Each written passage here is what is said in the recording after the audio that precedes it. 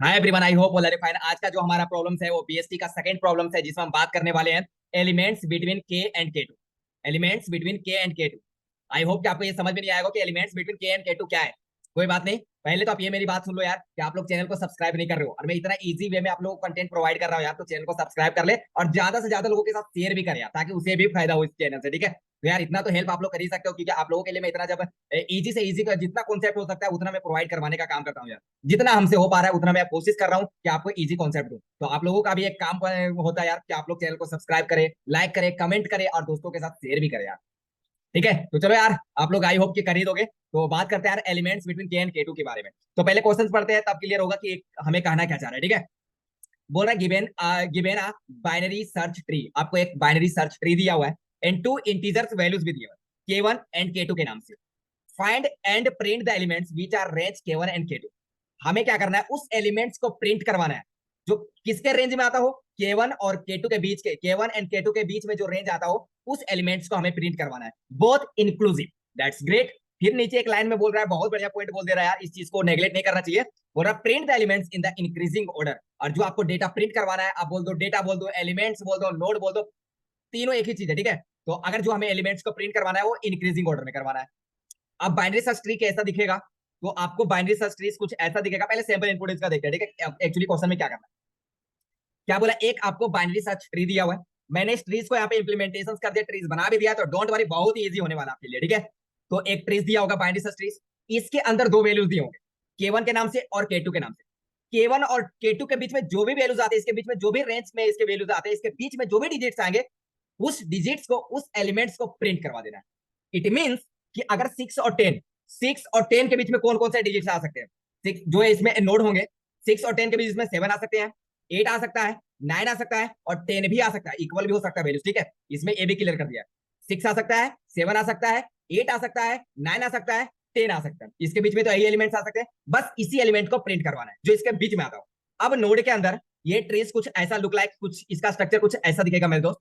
8 left के side मैंने क्या किया था, इस वीडियो से पहले मैंने एक वीडियोस बनाया है जिसमें मैंने आपको बताया था पूरा डिटेल्स में कि बीएसटी क्या होता है, बीएसटी क्यों आया, बीएसटी का क्या एडवांटेज है, मैंने पूरा डिटेल्स में आपको क्या बताया कि बीएसटी और बाइनरी में अंतर भी क्या क्या डिफरेंस है, मैंने ये भी क्लियर किया। तो आई होप कि आप उस वीडियोस को देखे होंगे, तभी इस वीडियो पे आए होंगे। अगर आप ऐसा नहीं किए तो मैं आपको सजेशंस दूंगा कि आप पहले उस वीडियोस को देखें, उसके बाद इस वीडियोस पे आए, क्योंकि मैंने उसको डिटेल्स से बताया है कि अगर आपको बीएसटी नहीं भी आता है तो आपको 100% समझ में आ जाएगा कि बीएसटी क्या होता है, और उसके वजह से ये कोड आपको सबसे ईजी लगने वाला है। ठीक है, तो अब बात करते हैं यार, मैंने इस ट्रीज में जो एलिमेंट्स दिए थे उसको ट्रीज में कन्वर्ट किया। ट्रीज कुछ ऐसा लगेगा देखने में। अब बोल रहा है K1 का वैल्यू 6 दिया हुआ, K2 का वैल्यू 10 दिया हुआ, यहाँ पे देख सकते हो, K1 का 6 और K2 का 10 दिया हुआ है। अब बोल रहा है क्या इसके बीच में कौन कौन से एलिमेंट्स आ सकते हैं, कौन कौन से डिजिट्स आ सकते हैं। तो मैंने अभी आपको बताया कि 6 आ सकता है, 7 आ सकता है, 8 आ सकता है, 9 आ सकता है और 10 आ सकता है। क्या 5 आ सकता है क्या, नहीं, इसके बीच की रेंज की बात कर रहा है। आई होप कि आपको ये कॉन्सेप्ट क्लियर हो गया होगा कि बीएसटी में करना क्या है। हमें प्रिंट करवाना है K1 और K2 के रेंज में जो एलिमेंट्स इसके बीच में जो आता होगा, उस एलिमेंट को प्रिंट करवाना है। आप समझते हैं कैसे, अगर मैं बोलूं 6 और 10 के बीच में तो क्या आ सकता है, तो 6 के बाद 7 इंक्रीजिंग ऑर्डर में बोला है, इस चीज को भी हमें नेगलेक्ट नहीं करना, मतलब अपने माइंड में रखना है कि हमें इंक्रीजिंग ऑर्डर में, तो पहले 6 प्रिंट करवाएगा, फिर 7, फिर 8, फिर 10 प्रिंट करवा देगा। अब इसका अप्रोच क्या होगा, मैंने बीएसटी में क्या बोला था आपको कि अगर रूट का डेटा ग्रेटर होगा तो आपको लेफ्ट साइड सारा स्मॉलेस्ट एलिमेंट मिलेगा, पहला कंडीशन। अगर रूट का डेटा लेसर होगा, रूट का डेटा लेसर होगा एज कंपेयर टू डी, या बोल सकते हो K2, या बोल सकते हो K1, तो क्या कर सकते हो, आपको तो आपको जो डेटा मिलेगा वो राइट की साइड मिलेगा, सारा राइट की साइड ग्रेटर नंबर मिलेगा। ये मैंने आपको पहले ही क्लियर किया और फिर मैंने रिपीट भी कर दिया। अब क्वेश्चन में क्या करना है, इसकी रेंज को प्रिंट करवाना। आपके दिमाग में क्या आता होगा, अरे यार ये तो हो सकता है कि मान लो root data is greater than K1, पहला कंडीशन। दूसरा कंडीशन क्या हो सकता है कि रूट डेटा जो स्मॉलर हो K2 से, तब क्या करना है। तो ज्यादा आपको समझ में आएगा जब मैं कोड के साथ इसका इंप्लीमेंटेशन दूंगा और ड्राई रन करूंगा। ठीक है, तो कोड पे आते हैं। सबसे पहले बेस केस की बात करते हैं, क्योंकि रिकर्जन के थ्रू ही प्रॉब्लम्स को सोल्व करने वाले हैं। तो बेस केस क्या होगा मेरे दोस्त, बेस केस हमारा होगा कि इफ अगर हमारा रूट नल है तो क्या हमें इसके बीच में कोई रेंज मिलेगा क्या, नहीं मिलेगा, देन आप रिटर्न आ जाओ, रिटर्न आ जाओ बस, क्योंकि वाइड दिया डेटा टाइप वाइड, K1 और K2 यहाँ लिखा हुआ है तो हम वही चीज को पास करेंगे। ठीक है, अब यहाँ आता है दूसरा कंडीशन। अब मेरा देखना इंप्लीमेंटेशन क्या होने वाला है कि इफ, पहले हम क्या चेक करते थे, क्या root data is greater than, equal भी हो सकता है K1 का, और साथ ही साथ यहाँ पे एक चीज और दिया हुआ है K2, तो उसे भी चेक करते हैं। ये हमारा एक स्टेप का काम होगा, रूट के साथ हम ये इंप्लीमेंटेशन कर रहे हैं। वन स्टेप का हम काम करते हैं, बाकी का काम रिकर्जन को देते हैं। मतलब रूट का काम हम करते हैं और जो लेफ्ट और राइट का काम होता है वो रिकर्जन को देते हैं, वो हमें लाके दे देता है। ठीक है, तो यहाँ पे वही काम कर रहा हूँ यार, कि अगर हमारा यहाँ पे रूट का डेटा क्या होता था, अगर लेसर होता था किससे, K2 से, अगर ये दोनों कंडीशन सही है तब हम लेफ्ट और राइट को कॉल कर लेंगे, तब हम लेफ्ट और राइट को कॉल कर लेंगे। इट मींस कि अगर मैं क्या करता था कि अगर रूट डेटा ग्रेटर होता था तो हम लेफ्ट के साइड एलिमेंट को प्रिंट करवाते थे, अगर रूट डेटा लेसर होता था तो राइट के साइड को एलिमेंट को बोलते थे रिकर्जन को लगा दो, प्रिंट करवा दो। तो वही सेम अप्रोच मैंने यहाँ पे लगाया कि अगर रूट डेटा ग्रेटर है, इट मींस के की वैल्यूज क्या है, 6 है, रूट डेटा क्या है, 8 है, क्या 8 is greater then 6? Yes of course 8 is greater then 6। पहला कंडीशन ट्रू हुआ, एंड के पास आया, K2 का वैल्यूज क्या है, 10 है, रूट डेटा क्या है, 8 है, क्या 8 is lesser than 10? Yes, 8 lesser than 10, क्योंकि 10 is greater than root data. दोनों कंडीशन ट्रू हुआ, लेफ्ट और राइट को कॉल लगा दो, रिकर्सिव लेफ्ट और राइट को कॉल लगा दो। तो मैंने क्या बोला, रिकर्सिव एलिमेंट को मैंने रूट लेफ्ट के लिए कॉल लगा दिया, और फिर से मैंने क्या बोला, अब राइट के लिए कॉल लगा दो, मैंने राइट के लिए कॉल लगा दिया। अब ये क्या करेगा उस चीज को समझना, ये क्या करेगा, दोनों कंडीशन को चेक करेगा, कंडीशन ट्रू है, ठीक है, कंडीशन ट्रू है तो लेफ्ट और राइट का डेटा को प्रिंट करवा देगा। यार देखो 6 और 10 के बीच में क्या root data is greater than K1, वो आएगा लेफ्ट के साइड, क्या प्रिंट करवाएगा, 6 और 7 को प्रिंट करवाएगा।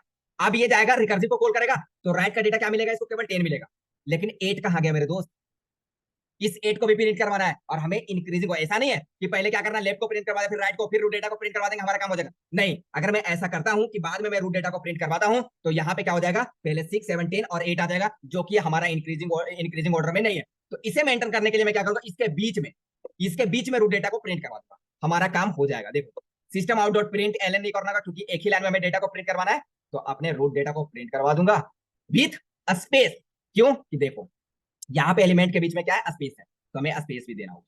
चलो भाई मैंने स्पेस भी दे दिया। अब बोलोगे ठीक है, इसका मतलब क्या हुआ, समझना, इसको क्या मिला, लेफ्ट के साइड देखा कि root data is greater than K1, yes, then left के साइड आया और देखा 6 और 10 के बीच में क्या रेंज मिल रहा है, तो 6 और 7 मिल रहा है, 6 और 7 को प्रिंट करवा दिया, 6 7 को प्रिंट करवाया, यहाँ पे मान लो यहाँ पे आ गया था इजी रिकर्सिव, जब कॉल लगाया तो यहाँ पे 6 आ गया और 7 आ गया, दैट्स परफेक्टली राइट। अब हमें क्या चाहिए, अब हमें 8 चाहिए, तो 8 चाहिए तो पहले रूट डेटा को प्रिंट करो, क्योंकि रूट ही तो हमारा 8 है, तो हमारा रूट डेटा को मैंने प्रिंट करवा दिया।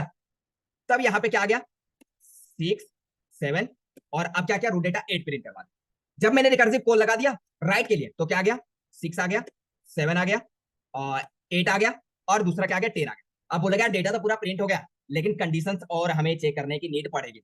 आई होप कि यहां तक आपको कोई दिक्कत नहीं होगा, आप समझ में आ गया होगा। लेकिन यार कंडीशन ऐसा भी बन सकता है कि आपका रूट डेटा तो ग्रेटर हो रहा है, कंडीशन ट्रू हो रहा है, एंड क्या बोलता है, एंड ऑपरेटर हमें बोलता है कि अगर दोनों कंडीशन सही है, अगर root data is greater than K1 और root data is lesser than K2, अगर ये दोनों कंडीशन ट्रू होगा तब ये रिकर्सिव कॉल करेगा, अगर एक भी कंडीशन फॉल्स हुआ मेरे दोस्त तो ये रिकर्सिव कॉल नहीं करेगा।